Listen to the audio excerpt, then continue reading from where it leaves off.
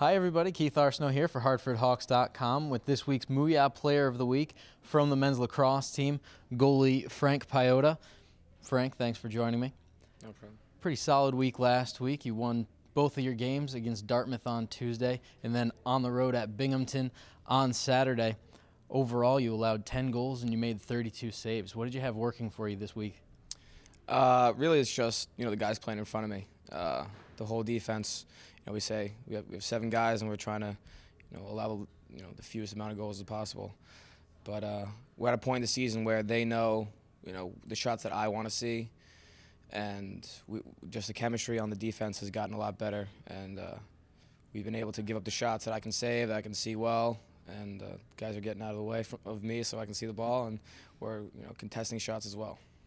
As a goalkeeper, you talk about you're a defensive unit, but you kind of have to be the quarterback of that unit, and you get to see the shots that you can see, and those are the ones you save. But how do you direct your teammates and try and help them to help you make those saves?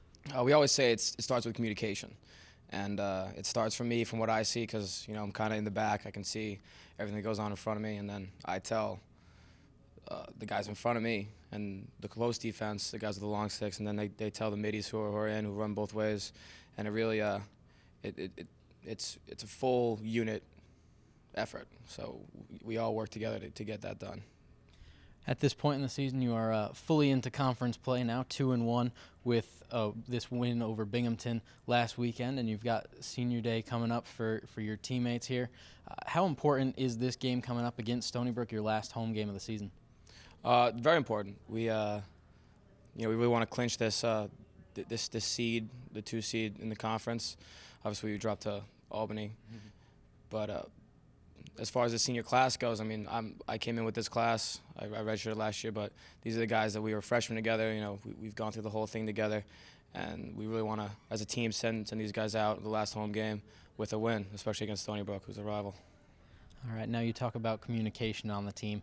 A couple weeks ago, you and some of your teammates during spring break, you got to go take a trip to a Connecticut National Guard training facility, and you worked on some of those leadership skills. And I had talked to you before you had a chance to get back on the field and actually play a game after that training.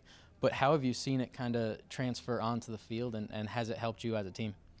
Definitely helped us as a team. You could see it in the way people are talking to each other, and it's a lot more constructive, and different leaders have shown themselves after we went through all those exercises, and guys saw what it takes and saw the type of communication that you need to use on the field.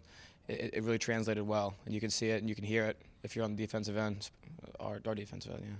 Well, you've also been able to see it in the stats as well. Just 10 goals allowed in 2 games last week in the wins over Dartmouth and over Binghamton, both of those games on the road. The Hawks will be back in action, though, right here in West Hartford when they take on the Stony Brook Seawolves for the final home game of the 2013 campaign coming up this Saturday night.